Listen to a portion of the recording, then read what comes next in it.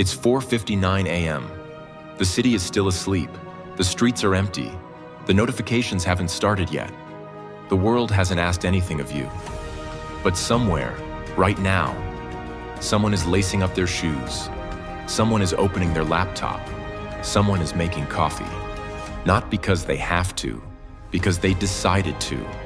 And that one decision, every single morning, is quietly changing their life. Let me tell you about Marcus. Marcus was 29 years old, living in a one-bedroom apartment in Columbus, Ohio. He had a decent job, nothing special. $48,000 a year, decent benefits, steady paycheck. On paper, everything looked fine. But inside, Marcus knew he was meant for more. He had this idea, a business idea he'd been sitting on for 2 years. An e-commerce brand he wanted to build. He'd written notes. He'd watched YouTube videos at 11 p.m. He'd told himself every Sunday night, "This week I'll start. This week will be different." But every week, it wasn't. He'd come home from work exhausted.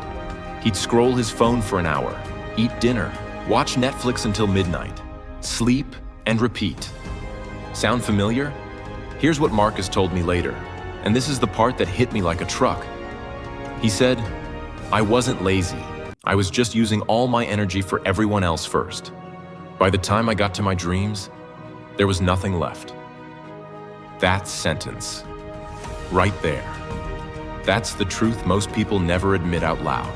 One Thursday night, Marcus was watching a video, a documentary about Dwayne Johnson. And in that documentary, The Rock talked about waking up at 4 a.m. every single day. And Marcus thought, like most of us, that's insane. That's for celebrities. That's not for regular people. But then he paused the video, and he did the math. He thought, if I wake up at 5 a.m. instead of 7 a.m., that's 2 extra hours every day. That's 14 hours a week. That's 56 hours a month. That's 672 extra hours a year. 672 hours. Do you understand what that means? That's like adding 28 full days to your year, while everyone else is still asleep. Marcus looked at that number for a long time. Then he set his alarm. 5 a.m. He didn't tell anyone. He didn't post about it. He just set the alarm. And when that alarm went off the next morning, he almost turned it off. Almost. But he thought about that number. 672 hours. And he got up. Here's what nobody tells you about 5 a.m. It's not magical in the first 5 minutes. You wake up and you feel tired. Your brain is foggy. The room is dark. Every soft thing in your house is trying to pull you back. But then you make coffee. And you sit down, and the house is quiet. No emails, no calls, no Slack messages, no kids asking for breakfast yet, no boss, no commute, no noise, just you and your work and all that potential sitting right in front of you. Marcus told me, the first morning I sat at my desk at 5:15 a.m. I did more meaningful work in 90 minutes than I had in the last 3 weeks combined. Because your brain at 5 a.m. is different. It hasn't been drained by other people's problems yet. It hasn't been exhausted by decisions and distractions. It's fresh, it's focused. Scientists call this the cognitive peak window. For most people, the brain's prefrontal cortex, the part responsible for creativity, problem-solving, and deep focus, is at its sharpest in the early morning hours. This isn't a self-help myth. This is neuroscience. The world's highest performers, CEOs, athletes, artists, they're not waking up early because they're superhuman. They're waking up early because they want to protect that window. The world can't touch you at 5 a.m. That time is yours. But here's the deeper truth. And this is the part I really want you to sit with. 5 a.m. isn't just about time. It's about identity. When you wake up at 5 a.m. by choice, when that alarm goes off and you could turn it off and no one would know, but you get up anyway, you're sending a message to yourself. You're saying, my goals are real. My future matters. I am the kind of person who does what they say they're going to do. That feeling, that small, quiet act of discipline, it compounds. You show up for yourself at 5 a.m., and then you show up better in your meetings. You show up better for your family. You show up better in your decisions. Because discipline is not a one-time event. It's a muscle. And every morning you exercise it, it gets stronger. Howard Schultz built Starbucks. Tim Cook runs Apple. Michelle Obama wrote her memoir while raising 2 kids and serving as First Lady. All of them have talked publicly about early mornings as a foundation. Not because early mornings are the secret, but because early mornings are the proof. Proof that you're serious. Proof that you're willing to sacrifice comfort for growth.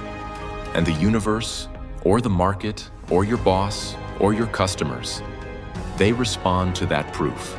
12 months after Marcus set that first 5 a.m. alarm, his e-commerce brand had crossed $8,000 a month in revenue. Not quit your job money yet, but real, growing, his. But more than the money, he told me, I finally feel like I'm the main character of my own life. For years, I was just reacting to my job, to people, to life. Now I wake up before the world and I decide what kind of day it's going to be. Nobody gave me that. I gave it to myself. And that right there is worth more than any dollar amount. Because here's what changed. Marcus didn't get smarter. He didn't get lucky. He didn't get a mentor or a loan or a viral post.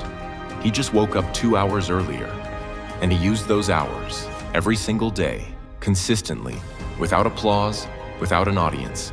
He built his future in the dark so that when the lights came on, he was ready. So I want to ask you something.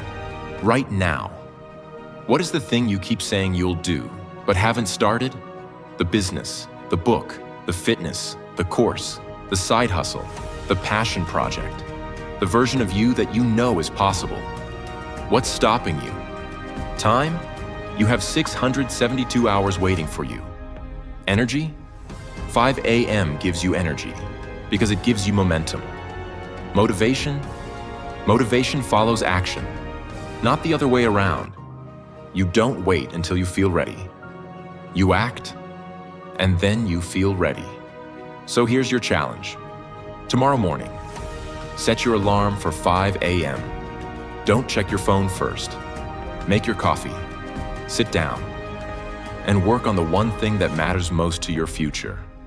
Just 90 minutes. That's it. Do that for 30 days straight. And I promise you, not as a guru, not as a hype man, but as someone who has seen this work again and again, your life will not look the same. You will not look the same. Success isn't loud. It doesn't happen in the highlight reel. It doesn't happen when people are watching. It happens at 5 a.m. in a quiet room, when you could have stayed in bed, but you chose yourself instead. That's it. That's the whole secret. The alarm goes off, you get up, you do the work every day. That's the life you've been waiting for. Now go get it.